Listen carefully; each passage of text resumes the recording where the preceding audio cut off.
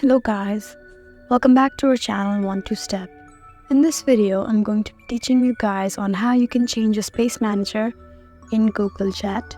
So to do so, first of all, you have to be in the app library and then just go to Google Chat. You need to be in this space option that's right beside inbox over here, and click on the space. And now just click on this name over here, and now you can see the option manage members. As you can see the space manager over here.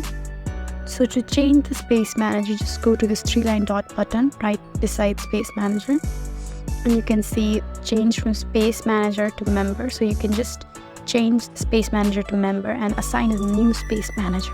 As you can see, I'm the only person over here, so I cannot assign someone. If you found this video helpful, please leave a like and subscribe to our channel.